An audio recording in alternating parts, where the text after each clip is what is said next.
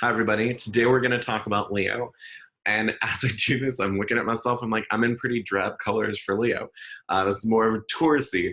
But I am a Leo, so we'll just let it flow through with the personality. We've been doing this exploration of each one of the signs, starting back in Aries, right? We trace where we are in the zodiac wheel and how it relates to the signs before and after. And then we've been using the tarot to help kind of communicate some of the finer points. And I think with Leo and the fire signs, especially, this is really, really useful.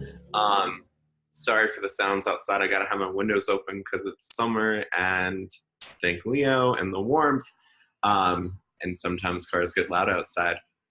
So, coming back to Leo, we've got this fire sign, and I don't know about you, but for me, fire signs are one of the harder ones to talk about. Earth is pretty basic, pretty simple in the fact that it's about this physical existence around us and our relationship with that physical existence. Air is about our mental experience and our kind of more cerebral experience. Water is about our emotional experience. And while it might be hard to put into words, we all have had these emotional experiences, right? So we know what we're referring to. And as long as it's not Pisces, there can be a general understanding of trying to get the form or the shape of that watery experience. Pisces is a little bit more difficult to put a finger on. Fire element is, it's about, it's got some emotions wrapped up in it, right? It's got our passions wrapped up in it. It has sort of, I don't think charisma, it's not really an emotion, it's more of an attribute or a state of being. So it's got that charisma, which kind of mixes the social realms and the physical realm and the emotional realms, the way that people respond to charisma. But really, it's this matter of spiritual alignment, right? Not to say that it is in any way, shape, or form more spiritual than the other signs, but a lot of what it has to do with is being the right at the right place at the right time and being the right person at the right place at the right time. And for Leo especially, it is about being this authentic force of self in the environment and in the as this particular role of self. And so fire can be difficult to talk about because it's not easily boiled down into words, right? It is more of an experience people have. And the three of fire signs are very experiential. You have Aries, which is just trailblazing into things. You have Leo, which is causing its own gravity in an environment and in this environment around it, writing its own kind of drama story around it. And then you have Sagittarius, which is going off into the nether and exploring, not into the nether as in more of a Pisces way, but into the nether. I don't know why Pisces is getting so much attention right now, but into the nether as far as like just off into the distance, exploring new things of realms of mind, realms of experience in the physical realm, exploring new locations and having these experiences in life. And so fire, it has to do a lot with that experiential self. It has to do a lot with finding our authentic selves, right? We all have some form of fire in our charts. It's ruling over some house somewhere out there. We might have multiple planets in a fire sign, even if we're not a Leo or an Aries or Sagittarius in our sun sign. There's still this aspect of self, this alignment of where do we find ourselves and our authenticity of ourselves, right? And how's that interacting with our experiences of the world? So today we're going to jump in and let's do where we are in the chart first. So we start off with Aries, starting the cycle, right? And we talked about how that's like the spark of life. Aries, it's that passion, that energy, that action that gets the cycle going. Taurus then acts as a container, a vessel for that passion, that life energy, gives us this physical body, puts us in this physical space where we can start to interact and interrelate with other things. Gemini is the beginning of that interaction, that interrelation. We're exchanging ideas, we're exchanging stories. If we're looking at the year, the life starts kind of coming back from the winter in Aries. You start to see new shoots, new sprigs. Flowers start to open up and blossom and bloom in Taurus. Gemini in the Northern Hemisphere, flowers are now getting pollinated. There's an exchange of DNA, and for a more metaphysical, metaphoric way, even ideas of conversations, of stories, of information. In Cancer, this then starts to gestate. You have the beginning of the fruiting process. We are gestating new ideas. We're gestating new projects. We're gestating new aspects of ourselves. We are creating home spaces in order to nurture and nourish ourselves and other people and our families. In Leo, we have birthed this from Gemini, and now we have the first experience of really having gestated and birthed something and letting it shine, letting it be experienced. In Gemini, we're taking in information. In Cancer, we're brewing over it. In Leo, we now are like, okay, we have the information. Let's make something. Let's create something. Or let's take on a new role from everything we've experienced and interact with the world. And you see this a lot in Leo energy and Leo personality, is that it takes on that role of a child, right? It takes on that curious, let's explore, let's be. Leos are always, people always say Leos are trying to be the center of attention, but it's that level of innocence that a child has, where it's just like, well, who else is going to be the center of attention, right? We're just in that experience. And with time and with role playing, as children also role play, we start to learn different ways to be in our experience, right? We start to learn different ways to be in community. We start to learn different ways to interact, and we realize that we're not the main character on the stage. We are a character on the stage, and we can mature and we can develop, and eventually get a very powerful leader. Leos can be incredibly powerful leaders because they see that fire spark in other people, and they see what other people are good at and what roles they can play. If we step out of our ego and step into our more authentic self, it's very easy for a Leo to be able to help everyone play the greatest authentic role that they can, right? And to orchestrate this group of everybody doing the best and doing their best to create a great work, a great piece, a great theater play. And that's an interesting part of Leo, is because Leo is ruled by the sun, and the sun is about our particular life story and narrative. And it also represents both our ego persona and the way that we've been conditioned by all the other energies and our experiences as a child, and the true self, authentic self.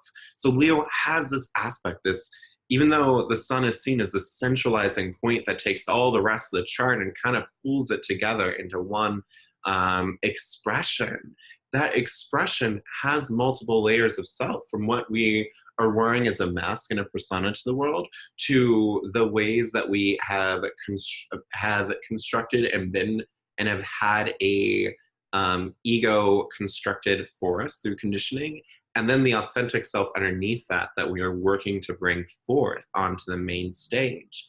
And of course, all this leads into Virgo, who rules over the harvest.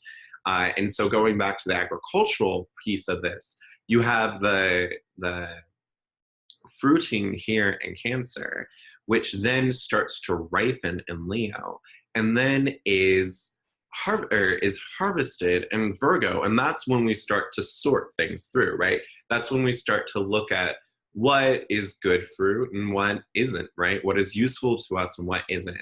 Leo itself is more about the exuberance of experience, right? Which is why Leos can also have a reputation for being really big partiers.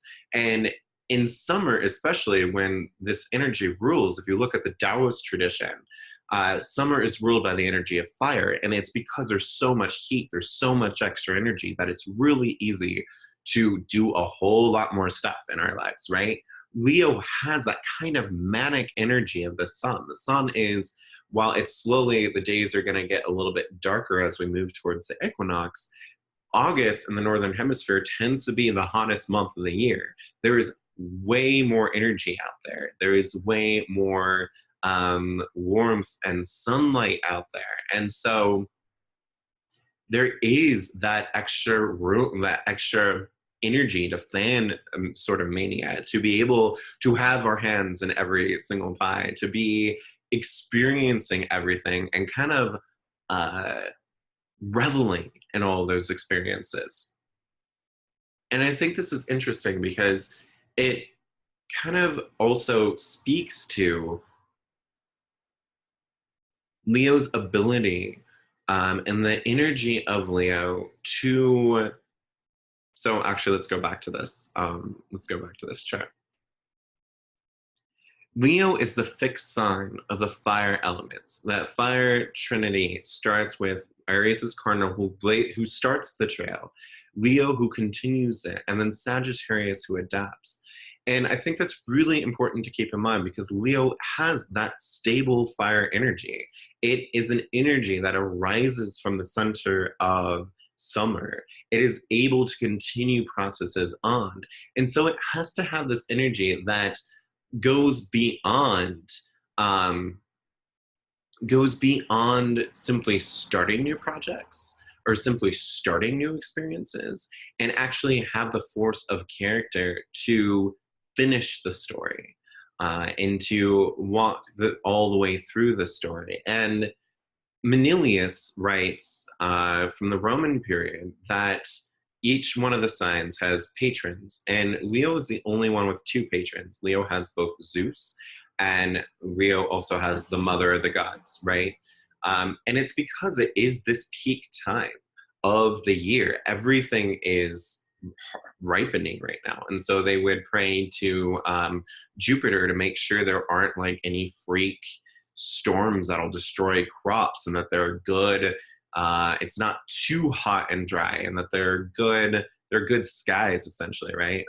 Jupiter is the sky father, and at that time in Rome, he was also closely associated with the sun. So it makes sense because the sun rules over Jupiter.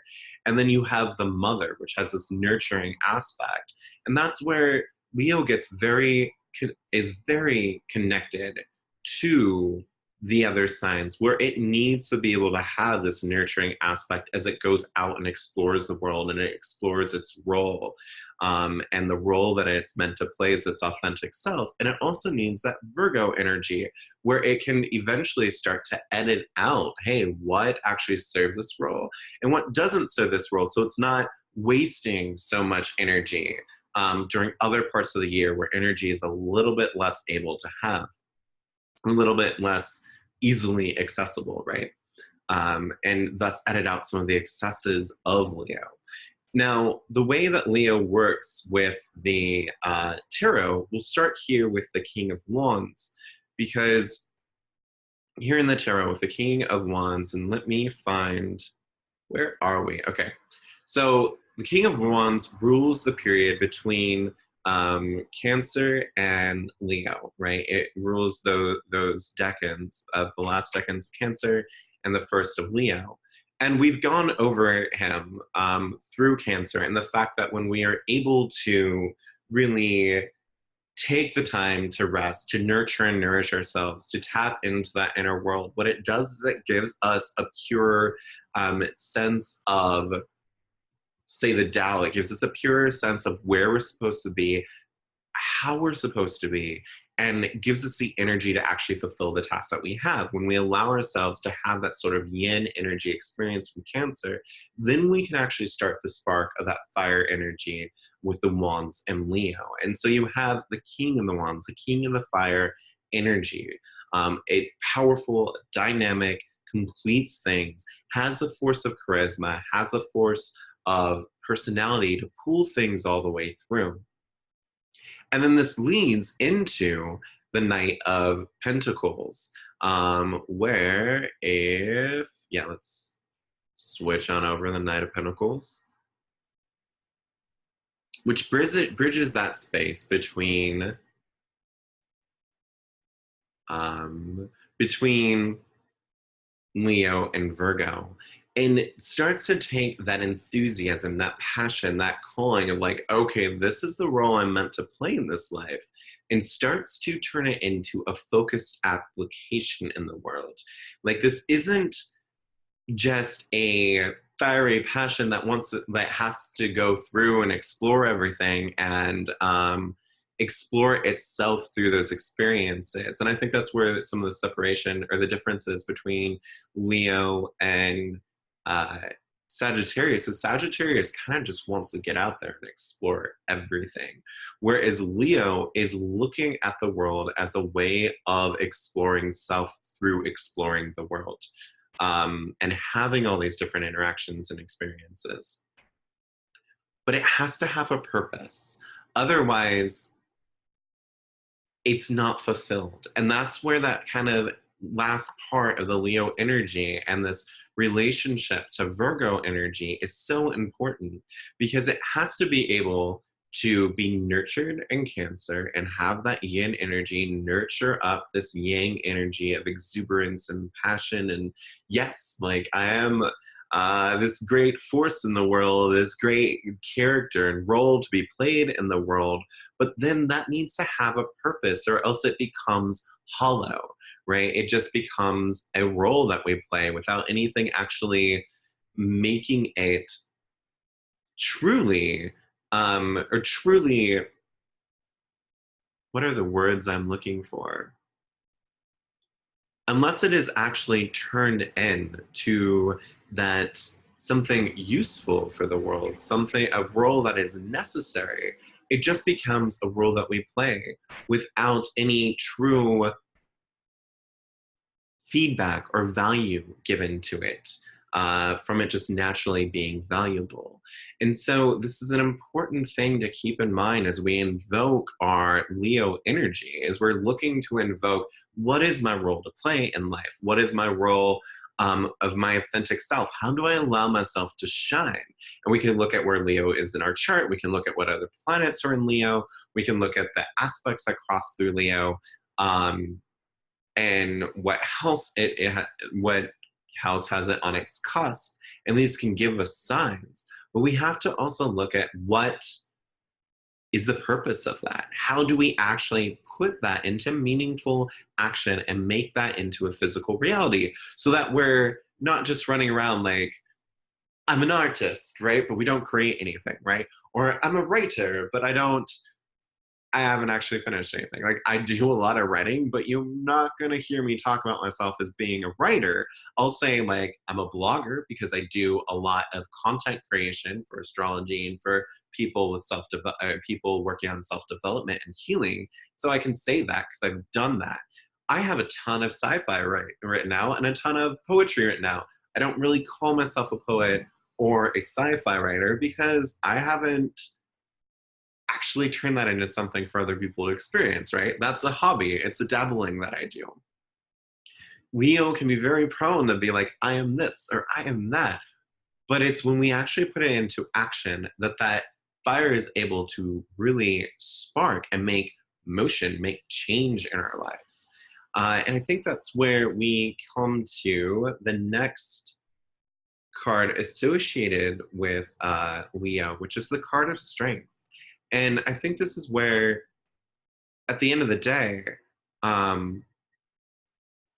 Leo, it is so important to work on this aspect of self-mastery, to be able to allow ourselves those yin phases, to nurture and nourish ourselves, to find that Cancer energy that is going to allow ourselves to really bring forth a true expression of self and that Leo energy, and to nurture and nourish that, and then to turn that into something practical in the world. I mean, it doesn't have to be like super practical, but something that's like really actually affecting the world and does the world some good, shines some light, like the sun shines its light and gives life, gives warmth, gives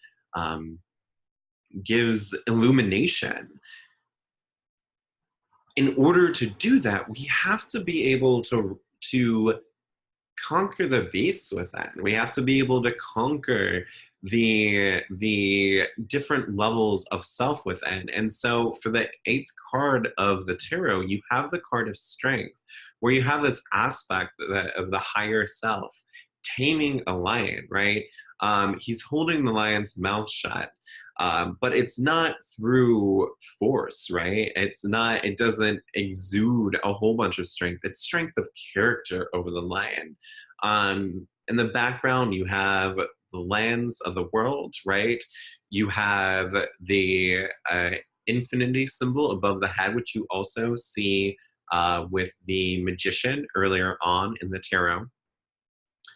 And so you have this sort of infinite source flowing through, peacefully calming and taming the lion.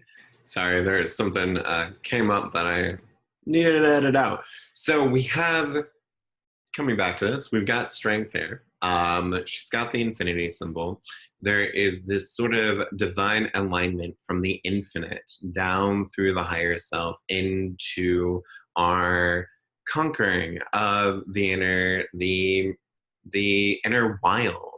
But this also, I think, relates a lot to our own mastery of our story, right?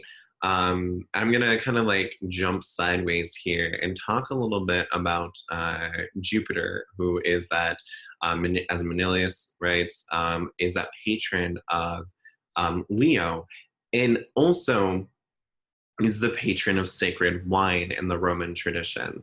And Leo is very closely linked to wine. And there's weird associations between Leo and wine, Leo and Zeus, Leo, whenever I do a lot of depth work, Leo and Dionysius. I mean, summer is the time that people enter into their revelries more so than a lot of the rest of the year.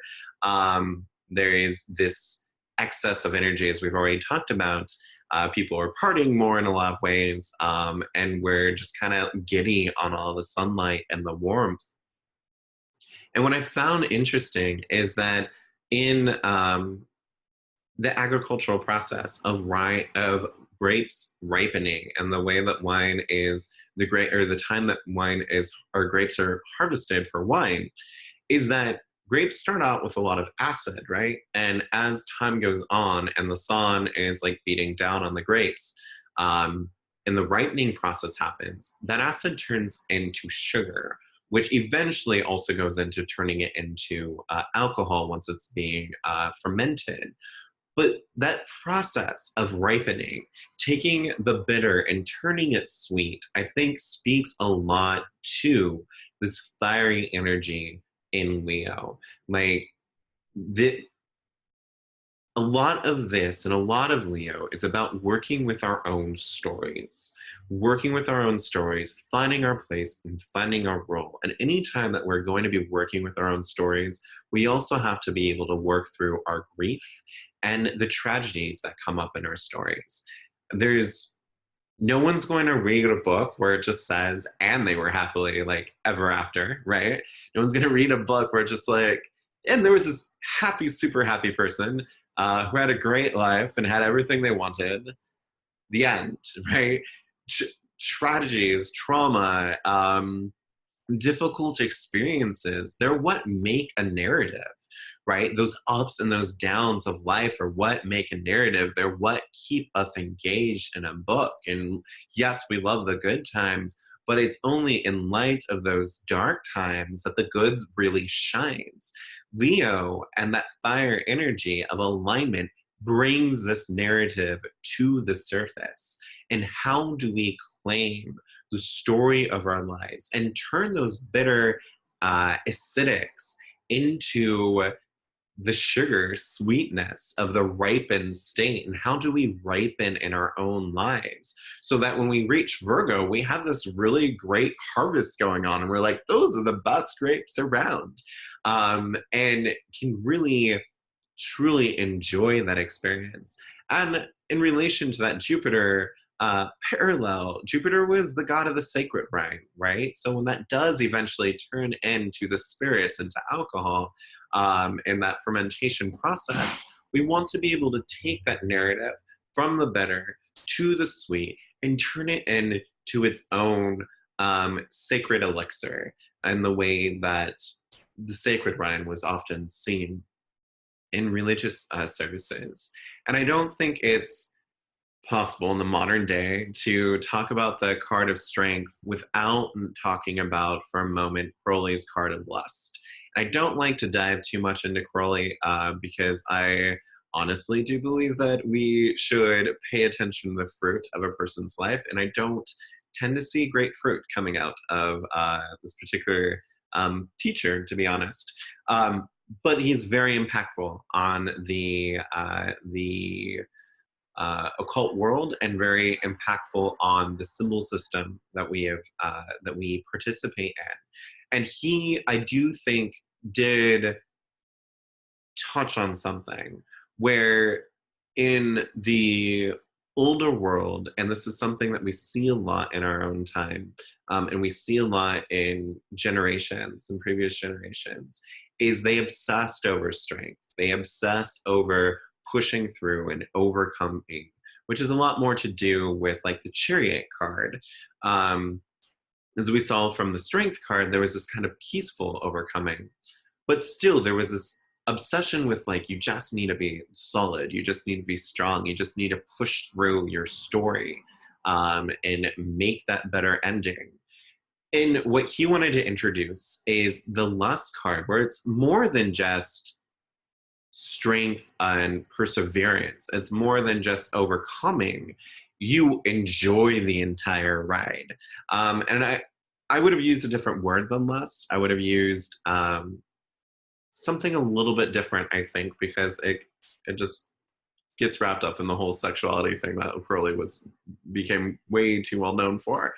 But it is important to see that this process of claiming our own story and this process of claiming the role that we are meant to play can be an enjoyable process through the good and the bad, right? It can be something that we do enjoy. It can be something that we do love. It can be something that we do revel in. And that is okay and that is good, right? And that through the process of this, it doesn't have to be all push and strength and overcome and make the story just one of like steadfast hero. Like in the ancient traditions and the myths, like the heroes, they partied, they played, they had good times, right? Even in like Christianity, like Jesus as a figure of someone who did a lot of good for the world in that mythos and in that work. And I think honestly in the life, right, that's presented, there was a lot of healing, a lot of work with the poor and the needy. But like he was known as like the Pharisees were giving him problems for drinking wine and like hanging out with people who they thought were unsavory sort, right? Hanging out with the partiers and the prostitutes and the tax collectors. It doesn't have to be all tragedy narrative, right? In those old like Greco tragedies where you just go from like one hurdle in life to another, and you have to just hope that you're going to overcome them. We can enjoy the process. We can have fun along the way.